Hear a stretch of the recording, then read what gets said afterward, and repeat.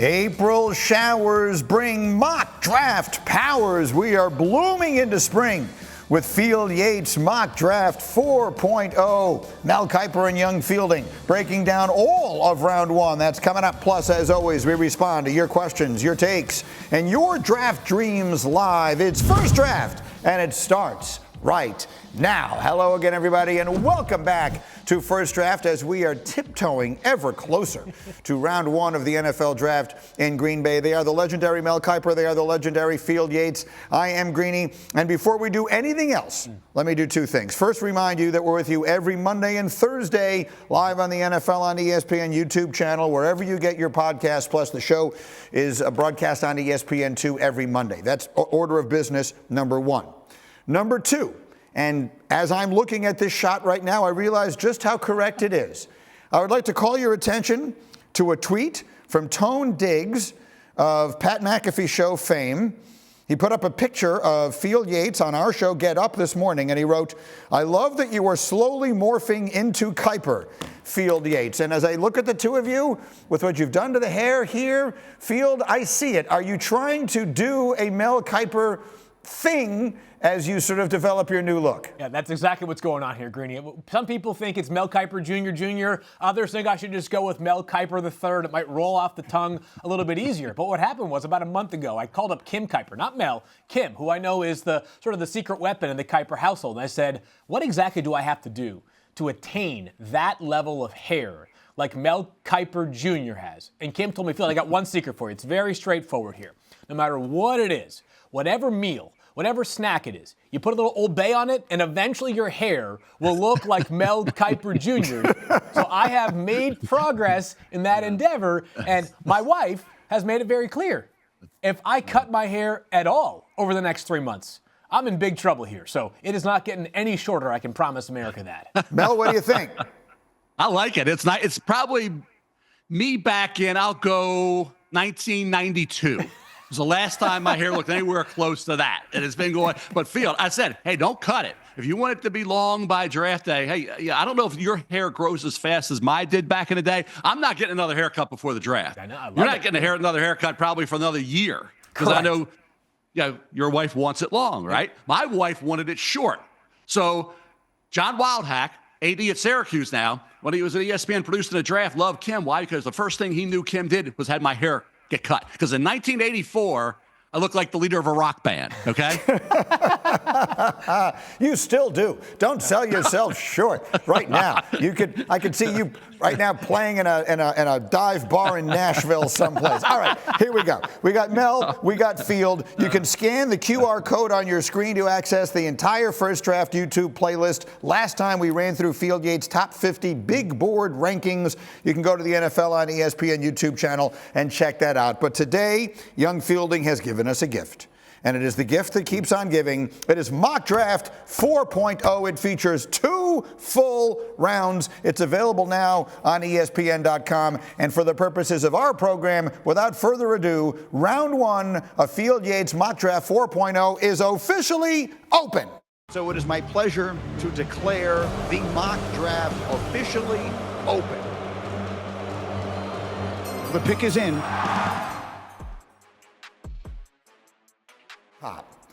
So with this draft, Field has the Titans taking Cam Ward at number 1. That is not a surprise.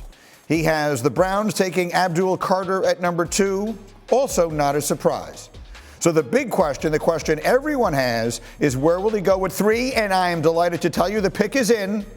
And with the third pick in the 2025 Field Yates Mock Draft 4.0, the New York Football Giants select Shedeur Sanders, quarterback, Colorado. Field, explain that pick. Yeah, so Greeny, I'll be very clear here. This is not a set-in-stone pick. I know that Adam Schefter spoke with you guys as recently as Tuesday night and suggested it might not be a quarterback for the New York Giants. But I think it is at least in play, and I still think there is work to do for the Giants on this quarterback class. And as they look at their roster right now, they have Russell Wilson on a 1-year deal. What's the maximum value of that contract, Greeny? The answer is $21 million.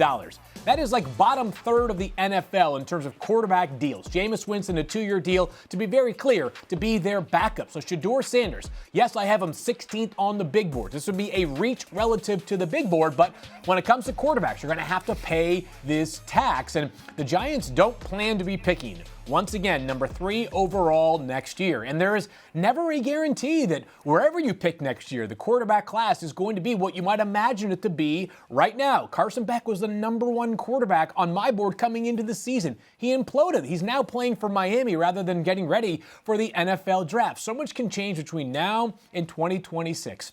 That while I'm not as optimistic on Shedeur Sanders as Mel is, I do think this is the Giants' best chance to give themselves a chance. I'm not saying it's a slam dunk, but you got to give yourself a chance to find a player who gives you a potential 10-year-long leash at quarterback. They don't have anything close to that on the roster right now. And while Travis Hunter, best player available in my eyes, still a player that does not play the most important position in all of team sports, I lean towards the quarterback. I end up with Shedeur Sanders at 3. So, Mel, I want to read you a tweet. So this is the same pick that you had in your most recent mock draft as well. And it does tend to go in line with most of the mock drafts that I have seen. But at First Round Mock tweeted at us, Shedeur Sanders has 0% chance of becoming a top 10 quarterback in the NFL. That's not a hot take, that's a fact. There is nothing dominant, special, or elite about his skill set or his physical abilities on his college film. That is a tweet from at First Round Mock. How does Mel Kiper respond? Well, I would say the first round mock, it's not a fact, it's an opinion. Okay, let's say that's not a fact, that's an opinion. So let's just clarify that and correct that right off the bat. In terms of this notion, you have to have this incredible skill set to be a top 10 quarterback. Tom Brady had the worst skill set of any quarterback coming out from an athletic standpoint, from a speed standpoint. Arm strength was decent, not great. But I think you look at all the quarterbacks, and I'll give you a list here. Tom Brady, Drew Brees, 6'125", not a great arm. Peyton Manning didn't have the great arm, had the worst pro day of any quarterback because he was bouncing passes, wobbly throws. By the way, he ran 4.88. Kirk Cousins, think about Kirk Cousins, not a great arm, right? 4th round pick. Matt Ryan, Brock Purdy, even Jared Goff didn't have value over talent. Giovanni Carmazzi, by the way, from Hofstra, went ahead of Tom Brady by a long, long way. 3rd round to late 6th rounds, a pretty big good gap between those picks. Giovanni Carmazzi had a 36.5 vertical jump.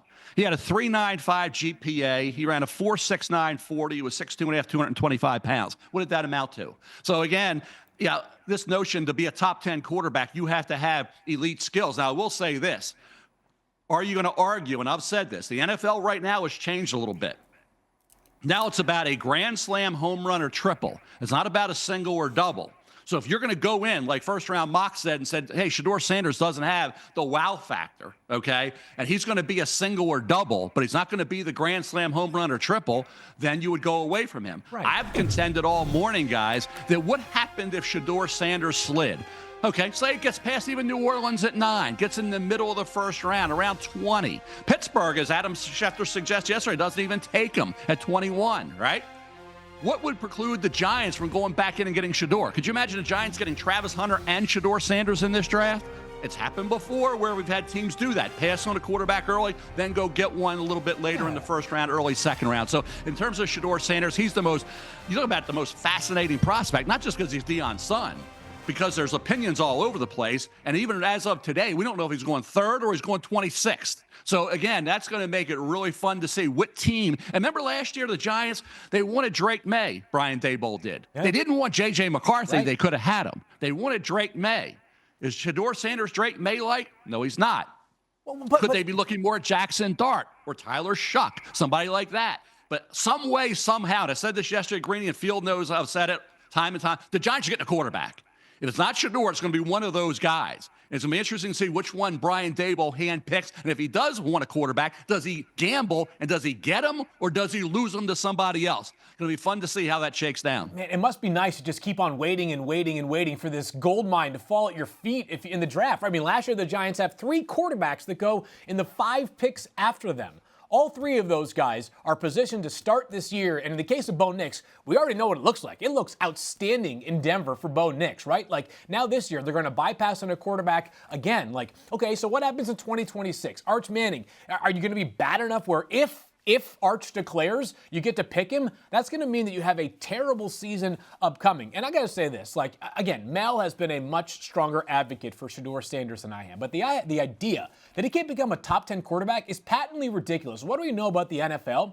We know that the NFL can't figure out quarterbacks. If they did, or if they could, we wouldn't have these debates every single year because teams would draft a quarterback and have that guy for a decade. Hey, Jamarcus Russell seemed to have every trait available you could ever want in a quarterback. How'd that one work out right there? So don't tell me that Shedeur's skill set on paper to you doesn't eventually profile to becoming a high-level quarterback. Brock Purdy was the last pick in the draft.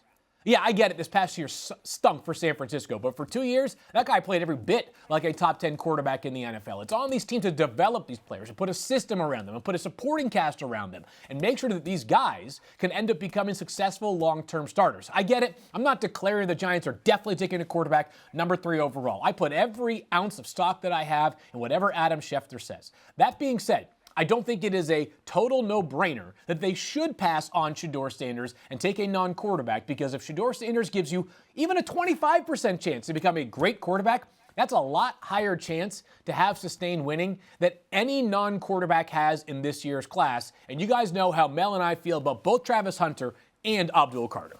Yeah, let me also say this, Grady. One thing. Bo Nix, Sean Payton, the right fit. The right coach, the right system. If Bo Nix would have been a Giant or somewhere else, who knows what would be happening right now. Brett Favre was drafted by the Atlanta Falcons in the second round. Then he was traded to the Green Bay Packers because Atlanta had a quarterback by the name of Chris Miller. Does anybody remember Chris Miller? He's a serviceable quarterback, decent quarterback. Brett Favre's Hall of Famer. So again, to Field's point, the NFL hasn't figured out quarterback and probably never will, because it's a very difficult position from a standpoint of what skill set do you need, who fits systems, players around him. I said when Brady was drafted, he needed that rock-solid offensive line, that fortress around him to be successful. You provide that, look what happened. You didn't, he would have looked like a bust. He would have looked like a terrible quarterback. Look what happened to Mahomes in 2 Super Bowls when his line didn't protect him. Looked fairly mediocre in those 2 Super Bowl losses in dominant fashion. So to me, it's a lot about where you fall. And some of these sliding quarterbacks, I mentioned 6 of the 8 since 1970 have been hits because they went to the right team, or they went to a team after they picked them. They were traded, like Favre was traded Atlanta to Green Bay after he slid into the second one. He was projected to be a mid-first rounder. So again, Shedeur, not just Shedeur, but Jaxson Dart, Tyler Shuck, and the other quarterbacks like Milroe, Jalen Milroe, Alabama, Will Howard, the other quarterback, that's fine. One leaves Ohio State to go to Syracuse, Kyle McCord. One leaves Kansas State to go Ohio State, Will Howard. We got all kinds. Dylan Gabriel is in this mix as well. There's Riley Leonard, Curtis Rourke. There's a ton of quarterbacks. I go 11, 12 deep at quarterback of guys that are going to get drafted this year. Maybe one falls as an undrafted free agent. But I'll tell you what, how about the Steelers? Are you kidding me? I said yesterday on the show, I said, doesn't it sound like Wilson, Winston, and DeVito, a law firm? Wilson, Winston, DeVito, that's what you have right now with the Giants. What do the Pittsburgh Steelers have? They're comfortable with Mason Rudolph in a division with Lamar Jackson and Joe Burrow. So really, I think we got several teams here that still have to figure it out. And a shocker to me, and I'll say it's the last time I'm going to say it, the shocker to me, you got a gift from Chicago to Pittsburgh and Justin Fields for a 6th-round pick. He goes 4-2 as a starter. Could have been 6-0 if the defense would have helped him. He's now with Greeny's Jets, and the Steelers are sitting there saying, what happened? And Justin Fields said, I want to be in the same offense. Can I ever be in the same offense for 2 straight years? Guess what? He can't be, because he's now a Jet, and he's in a different system again. I'm losing my pen. I'm going crazy here because I just can't figure out what the NFL's doing with these quarterbacks. Go. Okay. So that's where we are at the top of Field's mock draft, and the opinions. That was just a good example of how the opinions are all over the place on Shedeur Sanders. Let's go through some of the other picks here, and some of those that would not come as a surprise. At number 4, he has the Patriots doing a happy dance and then selecting Travis Hunter. If this thing falls this way, that card could be in less than 30 seconds.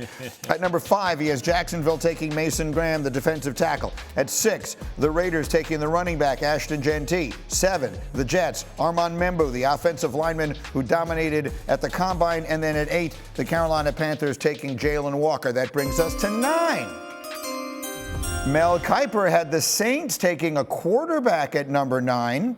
In Field Yates mock draft 4.0, the Saints select Shemar Stewart, edge, Texas A&M. Field, go. The opinions were all over the place this morning when the mock draft, Greeny, that mock drop, that's for sure, on Shemar Stewart. Hey, this is the ultimate traits versus production pick. Number 9 overall for a guy who had 4.5 sacks in his career, exactly 1.5 in each of his 3 seasons. If you watch First Draft even once, you've heard that stat previously because we talk about it all the time. But this kind of player with this size, 6'5", 264 pounds, a 4.59 40, rare explosiveness for a human of this size is the kind of guy that some people around the NFL sit there and they say to themselves, this guy could become the next great NFL pass rusher. If he just put it together, which is a dangerous thing to talk about for a guy that's going in the top 10 picks of the draft. So what did I do when I was looking at potential landing spots for Shemar Stewart, who some people think, Greeny, has a pretty good chance to go in the first 10 selections. Others think he might not go until late round 1. All over the board here for Shemar Stewart. But let's talk about what it would require for a team to take Shemar Stewart. I really fundamentally believe that Shemar Stewart is going to end up being taken by a GM who's got a lot of cachet, a guy who has either been there and done that, top of the food chain right now, or somebody that just sort of has enough organizational juice that what they say goes. And in New Orleans, that is Mickey Loomis, right? I mean, the guy has overseen the Saints for nearly 2 decades. He actually partially oversees the New Orleans Pelicans as well. New Orleans has been unafraid to do bold things in the draft. They traded a first-round pick in a future year to move up to grab Marcus Davenport out of UTSA back in 2018, this toolsy pass rusher who had lots of upside. A couple of years ago, they take Peyton Turner late in the first round out of Houston. He was all the traits, but not a lot of production. This would fall in line with how audacious the Saints have been in the past. Is it a huge risk? It's a massive risk. Have the Saints shown themselves to be okay with taking big swings? The answer is unequivocally yes. He lands in New Orleans. Mel, you happy with it? The production is really the big question here. Yeah, I think it's a little, as Louis Riddick would say, a little rich for me. I think Shemar Stewart has awesome talent, the vertical jump, the speed, the athleticism, everything points to an LTP, or he looks the part more than anybody else. Probably the most polarizing player in this draft, because you mentioned, Field, the sack production. It wasn't 1.5 sacks the last 3 years. Guess what? 0 sacks the last 7 games of the last 3 years. I mentioned in a previous first draft podcast about Danielle Hunter didn't have many at LSU. Look what he has right now, like 100 career sacks. Oweh at Baltimore didn't have any sacks his final year, has 10 this year. So you can find, if you coach these guys up and maximize that talent and develop, these pass rush specialists can develop this kid. What I don't want to do is gloss over, guys, the New England Patriots, because if Field's right, New England gets Travis Hunter. What if the changes and the Giants don't take Shedeur and they take Travis Hunter? The most disappointing team, I'd be crying in my orange crush, okay? That's what I would be doing if I were the New England Patriots, crying in my orange crush, because I lost out on the guy who probably was my best player on the board, because the Giants didn't take Shedeur Sanders, they took Travis Hunter. What did the Patriots do then, Field? I'll ask you, Field, if you're sitting there, and you're the Patriots, and you see Cam Ward go 1, Abdul Carter go 2, and Travis Hunter go 3, and we're looking at the Patriots without a left tackle. Do you reach for Will Campbell or Armand Membu, or do you take the best player at a need area, because defensive tackle is a need? Do you take Mason Graham, defensive tackle, Michigan? I would take Mason Graham. I'm going to go with a different door there. It's take Will Campbell, but it's not a reach. That's the part I disagree with. He's number 5 on my big board. Mike Greenberg talked about this at the owners' meetings this past weekend. They view Will Campbell as a left tackle. You know why? Because they've seen him do it there in the toughest conference in America. I get it, the SEC is not the NFL. That's where they stand. That's where I stand as well. I'm taking Will Campbell if I'm the New England Patriots at number 4, and Travis Hunter and Abdul Carter are no longer there. But what I'm also doing is I'm thinking back to Week 18 of this past season, and I'm thinking about organizational negligence by the Patriots at that time.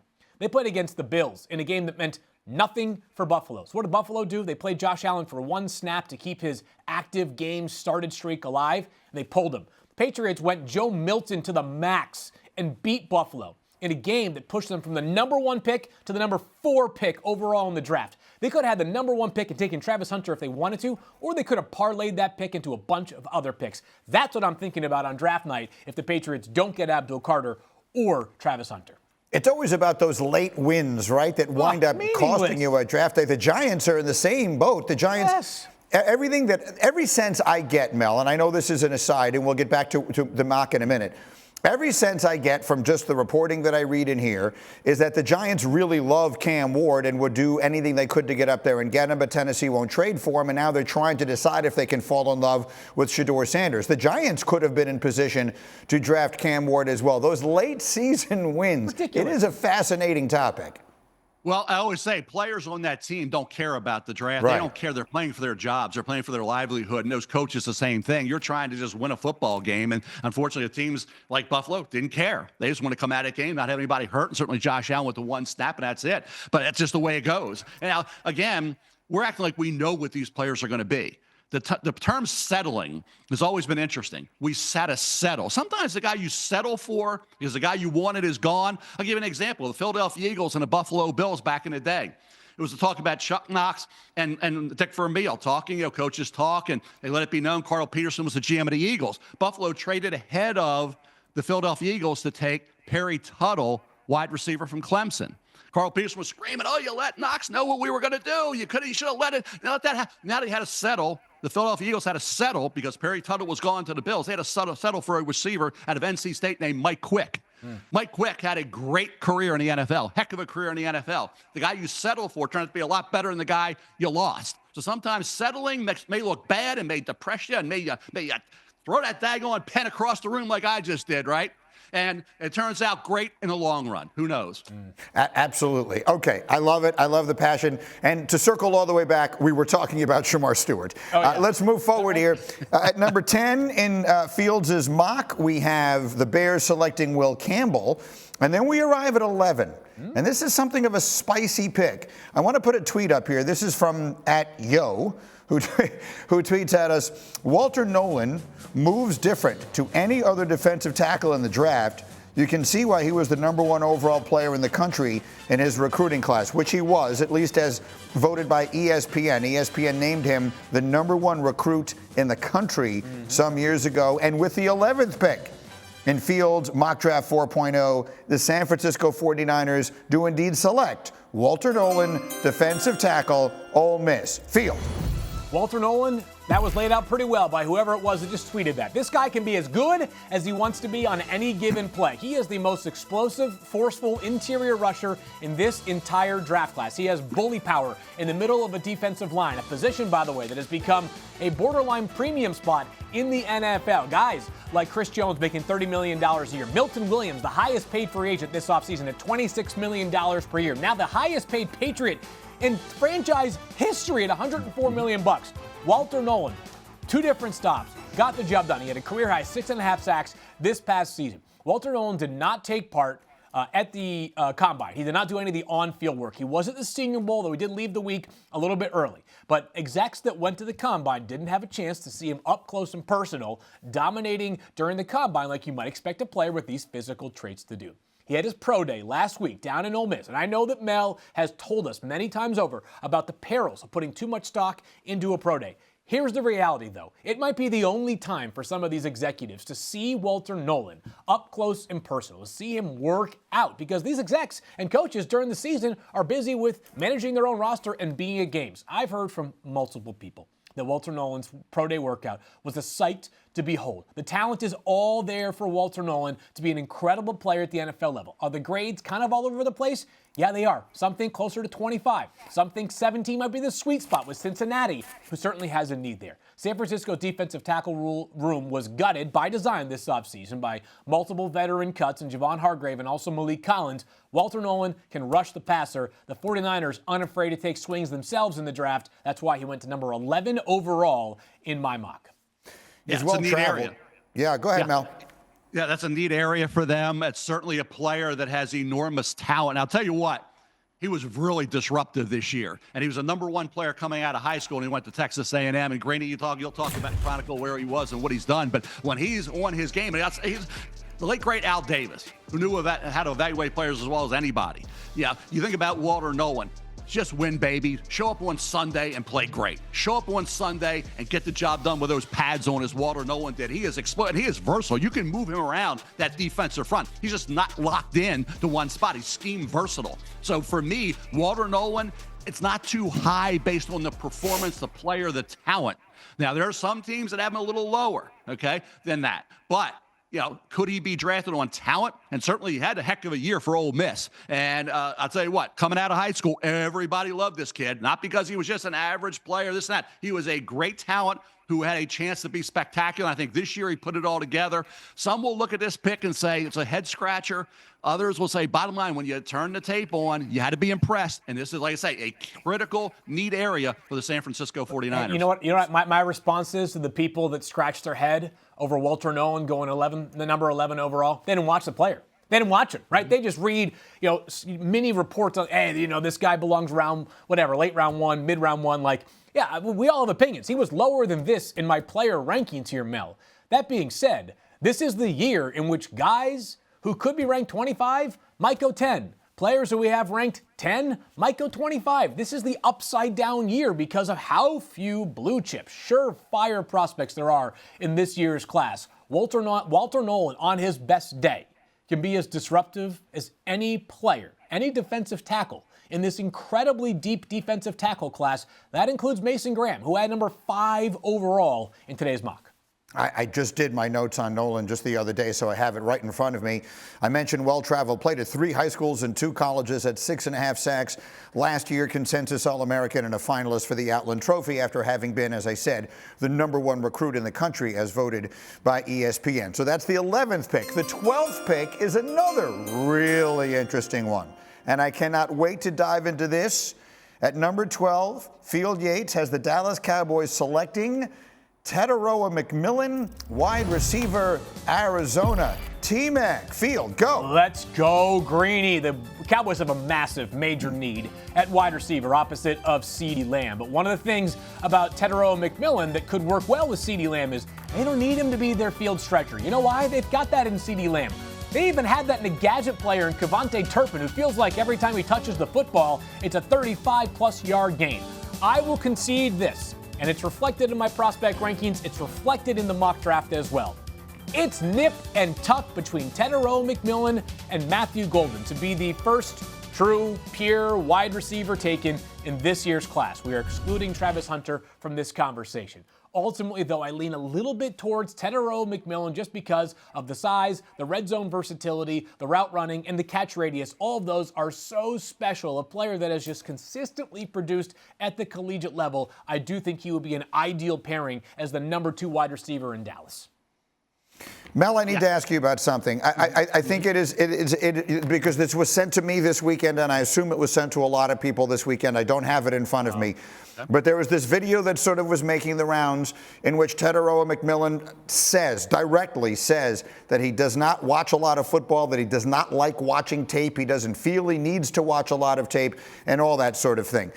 This is happening directly in the midst of the pre-draft process.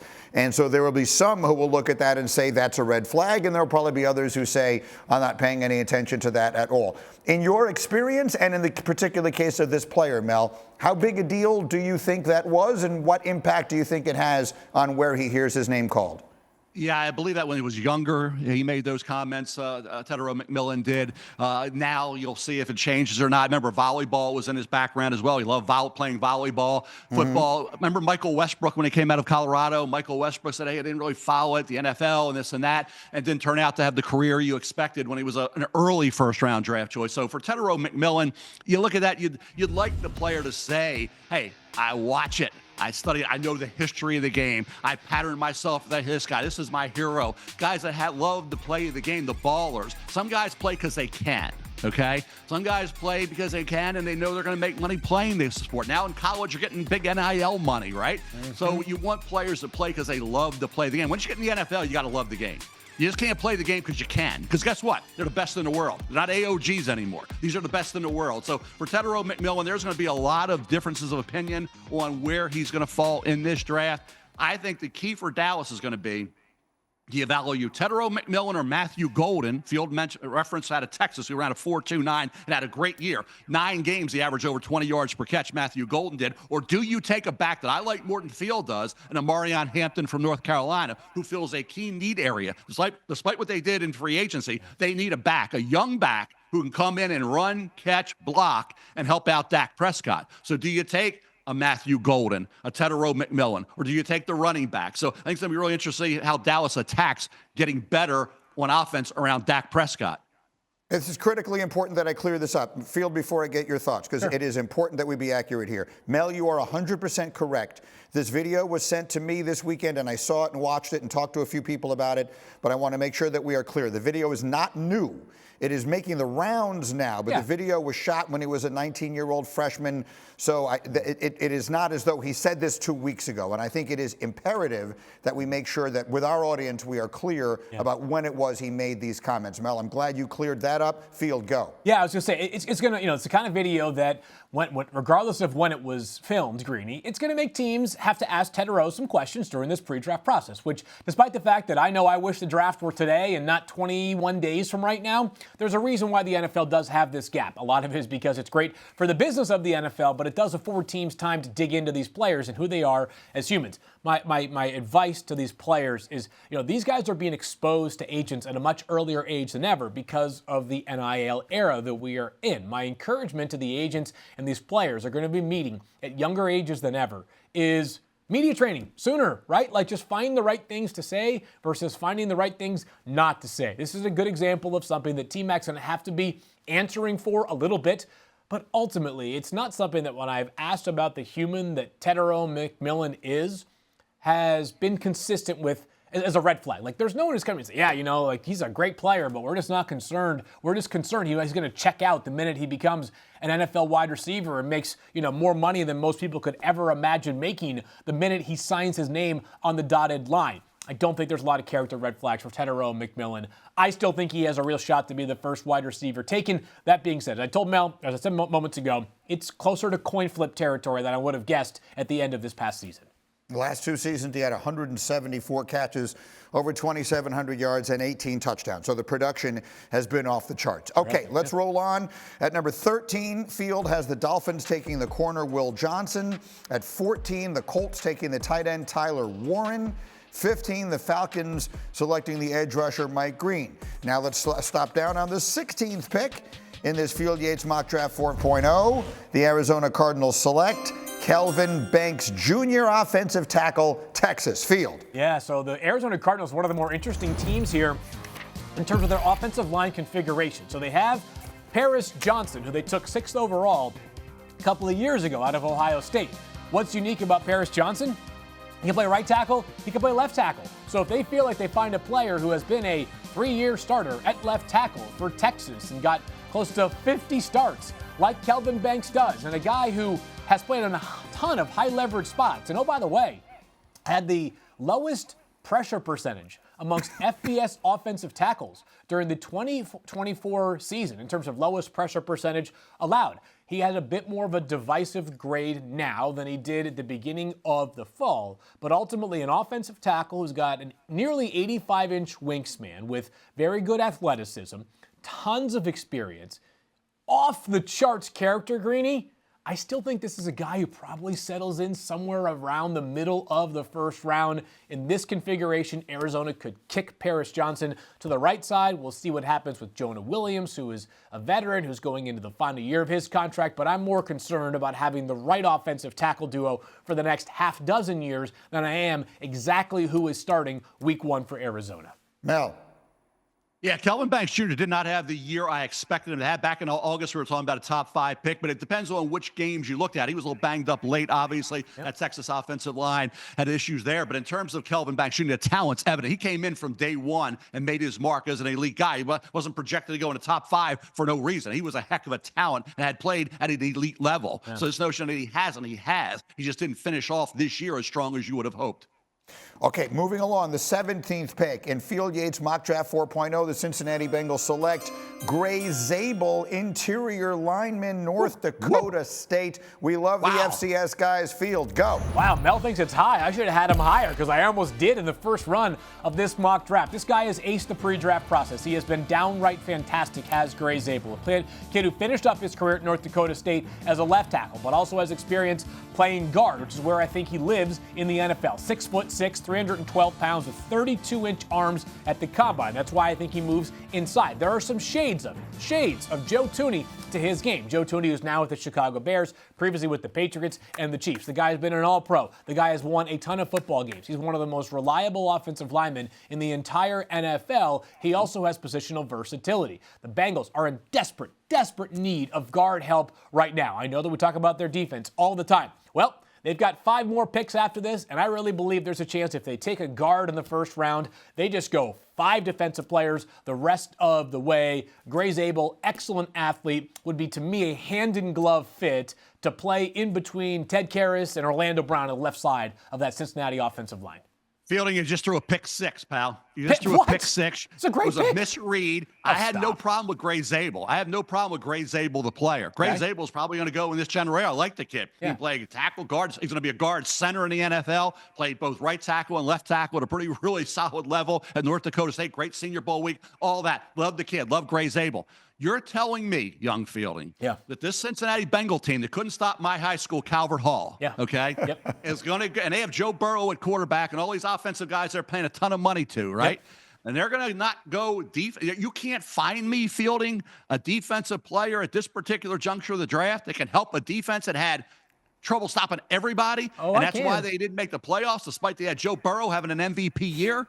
You got to be kidding me, Phil. No, they can't. You can't. I'm serious. You can't find me a defensive player here? Oh, I could. I got plenty of them. I think, as I said earlier, if Walter Nolen drops to 17, sign me up right there. Maybe James Pierce Jr., maybe a player like Nick Eman-Warrior, Malachi Starks, maybe Will Johnson if he gets to number 17 overall. But I wouldn't say that Cincinnati's actions in recent offseasons suggest that even when they are down bad defensively, they're going to automatically go to the defensive well. Last year, first-round pick, Amarius Mims. This offseason, when some people thought they could have diversified the portfolios, so to speak, right? You could trade T. Higgins for either draft capital or a defensive player. What do they do instead? They give him a big contract to make him the highest-paid number 2 wide receiver. It hasn't stopped them in the past. And let me just tell you, the guard need is so significant for Cincinnati that it must be addressed at some point this year. I hear exactly where Mel is coming from, but I am not convinced that if Grey Zabel's on the board, he makes it past Cincinnati. We'll see where Trey Hendrickson We got to have a wager up. on this, Granny. Yeah, let's do it. We got to have a wager on this. I think there's like a 99% chance they take a defensive player. I put it this way. I'm not even going to have a wager. When you come to Kent Island this summer. Yeah, that's right. Okay. Orange There's going to be as many crab cakes and as many orange crushes as you want. I will supply. Ooh. Okay. Not only you, but the entire Yates family. Okay. Okay. All your cousins, relatives, bring them all. Bring them all to the island field. But how do I lose the family wager all over then? the country? Let me say this. Mel, the bet is just that they take a defensive player, or I mean, Grey Zabel specifically, or you're just saying any offensive player he wins? No, that they pass on any defensive player to take an offensive player. Ooh, the wager has been made. Okay, I have my gavel. The get-up gavel, so the wager is in. All right, we got to fly through a few more of them. Here we go. At number 18, the Seahawks take the wide receiver Matthew Golden out of Texas. 19, the Buccaneers take Malachi Starks. At number 20, the Broncos take running back Omarion Hampton out of North Carolina. And here we go again. Field, sticking to your guns. A tweet from Ryan Myers. Field, if the Steelers take Jaxson Dart instead of a position of need, I will physically waste away. Ryan, I have terrible news for you.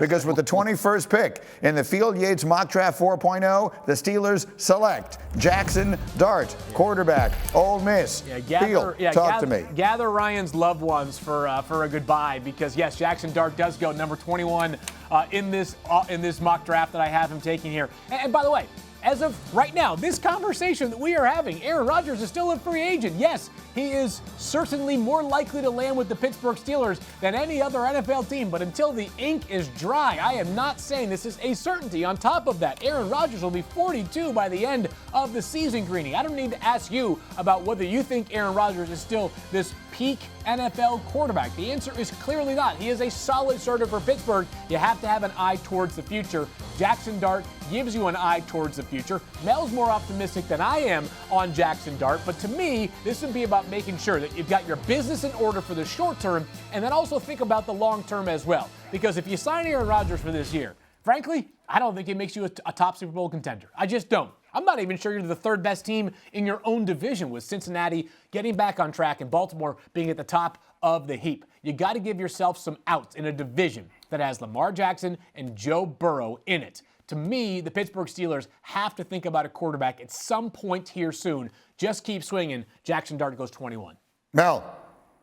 Yeah, I'm more of a defense attorney, I think, than optimistic about quarterbacks these days, Greeny. It just seems like that's what I do. I got to defend these quarterbacks who are getting clobbered in the evaluation process by a lot of analysts like Young, Field, and Yates. So, yeah, like optimistic. Hey, I had him at 9. I had him at 9 on my big board, so I'm with you, Field, on that. But I do think Jaxson Dart's skill set is there. People want to underestimate it, minimize that. I just think this kid has talent. And he can be again, does he go to the right spot? That's going to determine a lot of these quarterbacks' fate. Where do they go? And in Jaxson Dart's case, does he have a year to sit, watch, and learn? People tend to forget that Patrick Mahomes did nothing his rookie year.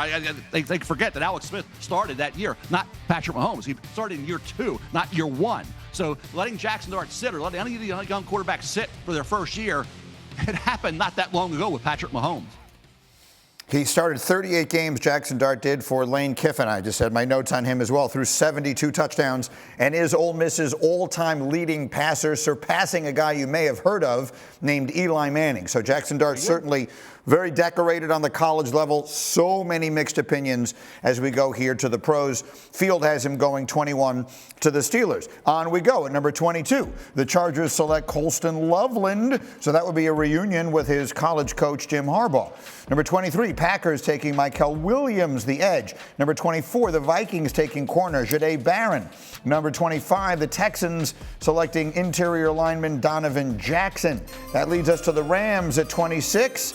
And one of Field's favorite players at number 26, Field in Mock Draft 4.0 has the Rams selecting Maxwell Hairston, cornerback, Kentucky. Field. Yeah, 4.28 speed, Greeny. That much is for sure when you watch him on the tape. 2 seasons ago, he led the SEC in interceptions. He had 2 pick sixes against Vanderbilt in the same game. He had a pick 6 this year against Ohio. You just saw it on the screen for those that are watching. And the thing about the speed is, does it apply? Yes, it does. When you watch him on tape, if he does get beat at the line, if you're going to test Max Hairston down the field, good luck, because he's going to eventually catch up to the football. You just go and watch players that have the ability to stick like glue in man coverage. Max Hairston is certainly one of the few players in this year's draft class that fits into this category. The Los Angeles Rams have kind of pieced it together at that cornerback spot in recent years. They re-signed Ahkello Witherspoon to a 1-year deal, brought back Darius Williams last offseason. To me, though, this would give him their first young building block in quite some time. Maybe you could argue since, I guess Jalen Ramsey, they traded for last year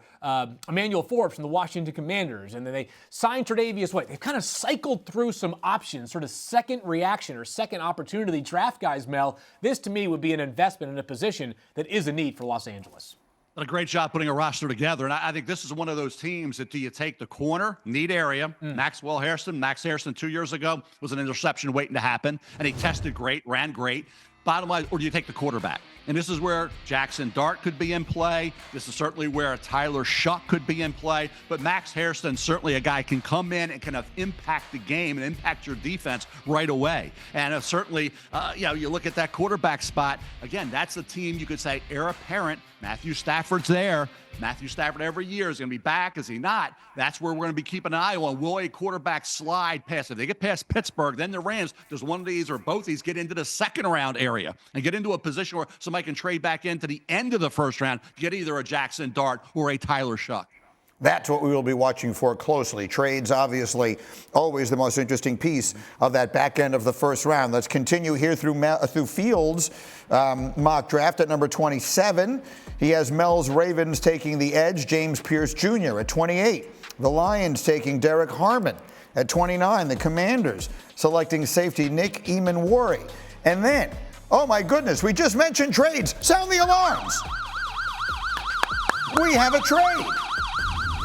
The New England Patriots are receiving the 30th pick from the Bills in exchange for the 34th overall pick and other considerations. So we have an interdivision trade, and with the 30th pick in Fields Mock Draft 4.0, the Patriots take Josh Conerly Jr., offensive tackle, Oregon. Field. Greeny, the Patriots' aggressive offseason continues. What's their biggest need besides wide receiver, or along with wide receiver, going into the draft? Left tackle. Josh Conerly, a ready-made NFL left tackle who had a terrific season this past year for Oregon. Looks really sharp against Abdul Carter in the biggest test of the season for that Oregon offensive line. I think he goes somewhere in the 20s or 30s, does Josh Conerly. And when you're the Patriots, you've got some extra draft capital to work with. You picked up a third-round pick from Atlanta by trading away Matthew Judon last year. You say, you know what? Kansas City at 31, Cleveland at 33. Teams that could potentially leapfrog you or take this player away from you, because for as great as Josh Simmons is, the Patriots need a guarantee to open the season at left tackle. And we'll see how ready Josh Simmons will be coming off of that patella tendon that was torn last October. So the Patriots make an aggressive move. The Bills, as we know, with a roster that's got a lot of talent, are more than happy to create some optionality in a draft that is very deep. The Patriots get Josh Conerly, Mel. Mel, you like it? Yeah, I think it's a nice pick. And I'll tell you what, Josh Conerly, don't count out a little higher than this. No doubt, Don't count Mel. out sometime in that 15 to 22 range for Josh Conerly, who some teams have a very high opinion of. I can tell you that for a fact. I agree.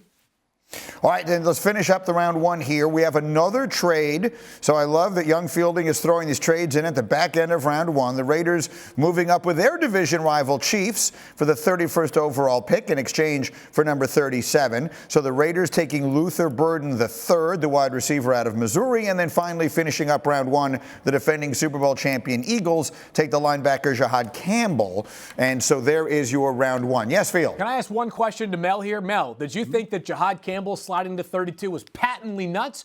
I know we talked about it recently, but in doing further recon, since we talked about that labrum shoulder surgery news, do you feel like Campbell going that far is insane, or do you feel like it's still kind of consistent with about where you've heard?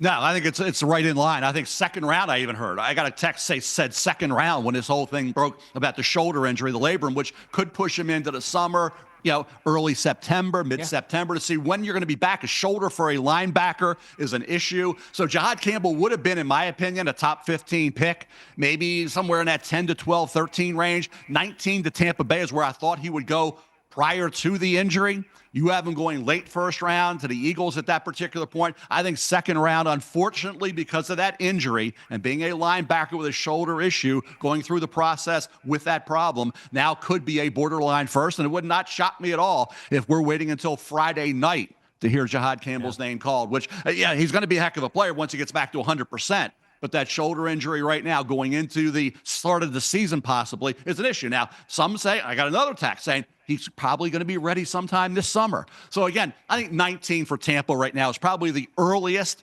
Down to the early to mid-second round would be the range for Jahad Campbell. It depends on your medical and how long you want to wait for a great player to be back at full strength.